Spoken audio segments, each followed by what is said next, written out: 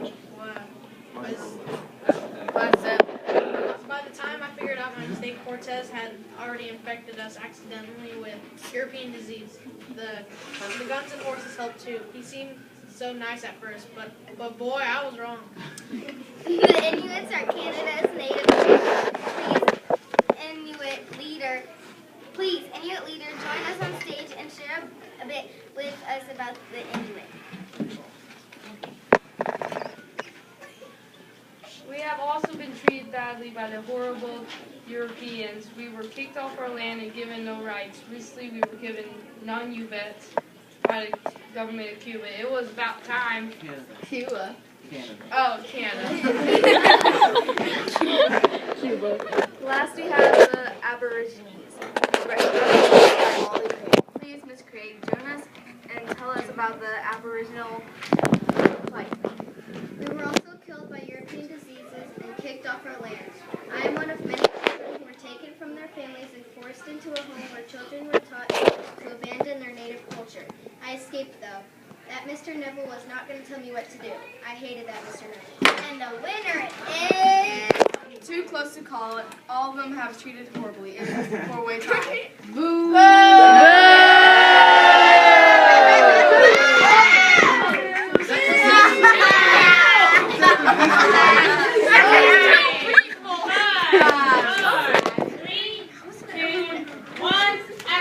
Our next category is Best Independence Leader. All those Spanish and French colonies in Latin America finally got tired of being colonies. Soon leaders rose up to lead these countries to freedom. Freeing Haiti and leading the first revolution we have to St. Louverture. Please join us and tell us what happened. What are you doing? Never do that. I led a slave revolt during the Night of Fire. The horrendous French captured me and took me back to France. There, I was kept in a dungeon where I died. However, my mighty Haitians went on and fought for independence. Beginning Mexico's road to independence, we have Father Miguel Hidalgo. Please join us. Ew. I am Father Miguel Hidalgo. I ran a church bus, Dolores, and started this great move for independence. Yes, I was a priest by day, revolutionary by night.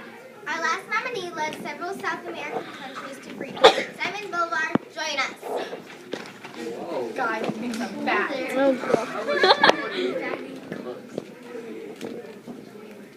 I also tried to create the one United South America called Gran Colombia. I am Simon Bolivar, better known as The winner is Bolivar for leading six different South American countries to freedom. Thank you. I am but a humble man, but I did do wonderful things for South America, didn't I? You may call me the South American Napoleon. I am good. Oh, and handsome too. No. I ain't so much. I only wish Green Columbia had broke down. I like the power that came with being its president, power and good looks. I am a handsome devil. Not really. Oh, yes, Not really. you are. I mean, hold on, Romeo. We don't have all night. Our final category is Worst Autocrat. What is Jacob going to do? we have a lot of nominees for this one. I will pretend like I did not hear that first part, so I'll be yelling. Yes, let's begin with our Russian and Soviet friends first. Tsar Nicholas II, please welcome to our stage.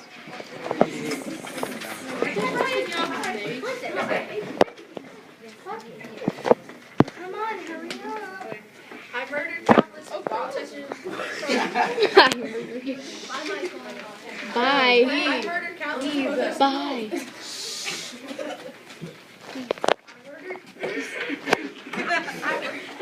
I murdered countless protesting workers on Bloody Sunday.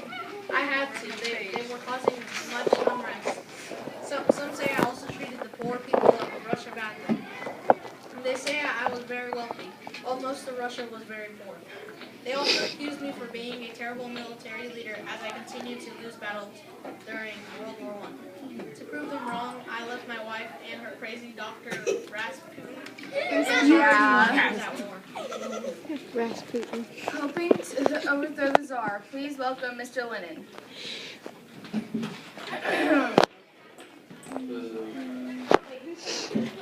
Not only did I overthrow the Tsar, but I also established a communist government in Russia.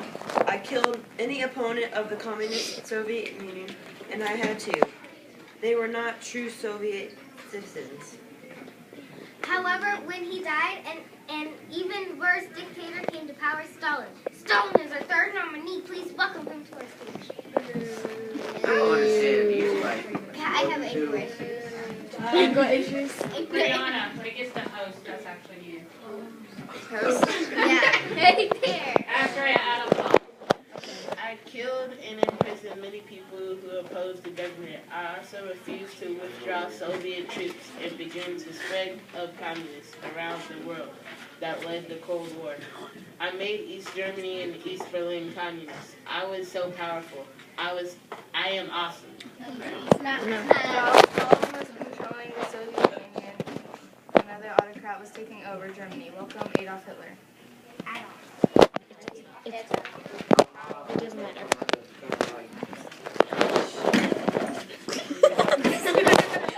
Trip. Elected as chancellor, the German people loved me. They needed to take control of the German government. I started to invade neighboring countries beginning World War II. Germany would be powerful once again under my rule. I would also start killing the Jews in an event known as the Holocaust. They made our country weak. Stalin and I were actually allies for a while until I decided to invade Russia. Wahaha. Fidel Castro is our final nominee. During the Cold War, I overthrew Batista and established a communist state in Cuba. I allowed the Soviet Union to put missiles in Cuba. Being Cuban. Reducing emission prices. Thinking U.S. established an embargo and blockade. Later, my Soviet friends took their missiles and went home. All these guys were pretty big, slim balls.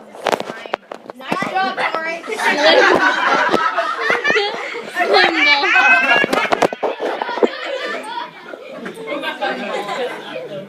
All these guys are pretty big slime balls, if you ask me. However, for the mass murder of millions of Jews and for beginning of a world conflict, the worst dictator is Hitler. Stop, homie. No. Boo.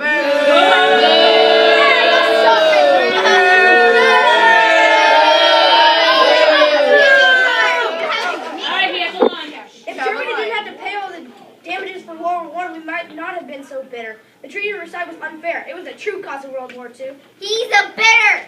He's a bit bitter. He's a bit bitter to say the least. Well, there you have it. Another wonderful night of History Awards. I am Sylvia McGillicuddy wishing you all a good night.